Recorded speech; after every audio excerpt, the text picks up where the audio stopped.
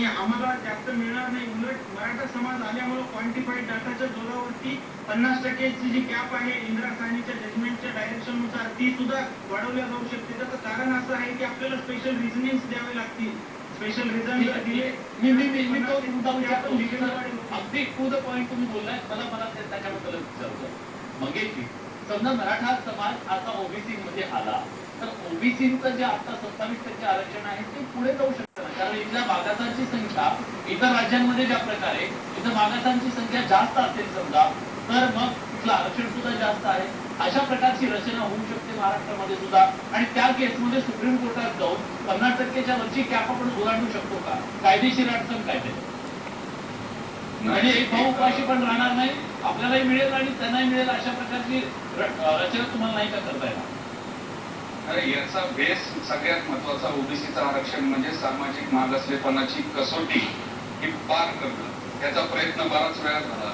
नारायण राणे कमिटीच्या वेळेस झाला, त्याच्यानंतर जस्टिस एम.जी. गायकवाडांच्या वेळेस झाला आणि 2021ला स्ट्राईक डाऊन केलं. आता परत तिसऱ्यांदा प्रयत्न केला. शुक्रे कमिटीचा रिपोर्ट सादर केलेला आहे. मी वकील साहेबांच्या आणि आपल्या सगळ्या महाराष्ट्राच्या रेफरन्ससाठी सांगतो, इंदिरा साहनीचे तुमचं जे 770 नंबर पॅरा आपण वाचावा सगळ्या, तर याच्यामध्ये स्पष्टपणे लिहिले काही डॉमिनंट कास्ट काही रिझन देऊन अशा प्रकारे घुसण्याचा प्रयत्न करतील आणि संविधानिक अधिकारांचा गैरवापर करतील. त्यानंतर जयश्री पाटीलचे मी आवर्जून सगळ्यांना सांगतो, जयश्री पाटील जो खटलाय म्हणजे आताचं जे गायकवाड स्ट्राईक डाऊन केला 2021 काळात दिलेलं आरक्षण, त्याच्यामध्ये येस त्याचा पॅरा नंबर 307, 308 ते 326 हे सगळे पॅरा म्हणजे डोळ्यात अंजन घालून वाचावे. यातला 326 चा सगळ्यात शेवटचा मी सांगतो, we are in the view that conclusion drawn by commission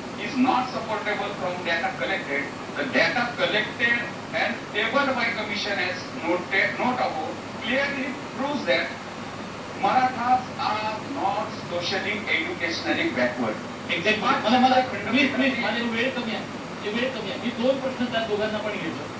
sir, supreme कोर्टाने जेव्हा आधीच्या आरक्षण नाकारताना सोशल बॅकवर्ड नाकारलेलं आहे, तर मग अशा परिस्थितीमध्ये सोशल बॅकवर्ड क्लासमध्ये मराठा समाजाला टाकणं किती चॅलेंजिंग असेल, किती सोपं असेल? आधी राव सर तुम्ही आणि नंतर शेवटची कमेंट कदम सर.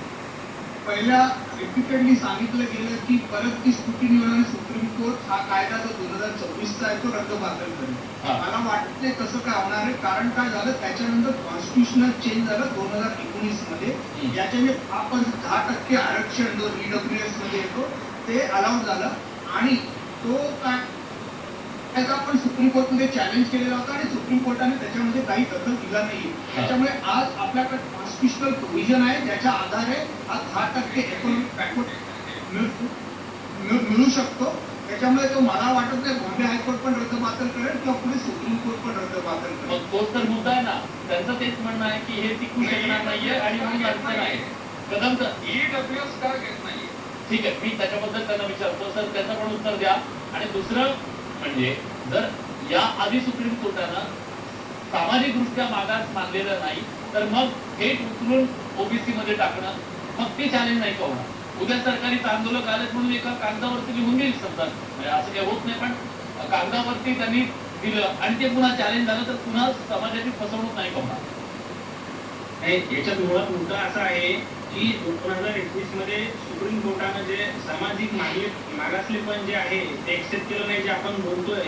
खरं म्हणजे तिथं कुठंतरी आपण महाराष्ट्र शासनाच्या वतीनं आपण तिथं कमी पडलो. मग गव्हर्नमेंट कुणाचीही असो, आपण त्या पद्धतीनं तिथं मांडणी करण्याची गरज होती. क्वांटिफाईड डाटा आहे. मला लक्षात एक आणून द्यायची गोष्ट की जो कुणबी समाज आज ओबीसी मध्ये आहे, जो आमचा सगळ्या सोयरा आहे, त्यांनी जर मागासले पण जर एक हे होत असेल तर त्यांचे जे देव आहेत, त्यांचे जे काही रूढी तालीम परंपरा आहेत, लग्नाच्या पद्धती आहेत, सगळ्या आहेत त्या एकच असतील. त्यांचा पण व्यवसाय शेती असेल, आमचा पण शेतीत असेल. हेच सगळे टचस्टोन आहेत, हेच सगळे निकष आहेत. वेगळं काही होणार नाही याच्यामध्ये.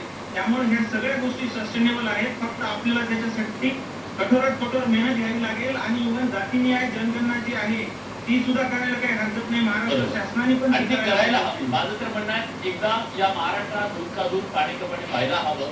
आणि सगळ्यात महत्वाचं म्हणजे या महाराष्ट्रामध्ये खरे जे वंचित आहेत ना, ज्यांना आरक्षणाची गरज आहे, ते पण कधीतरी सरकारी दरबारी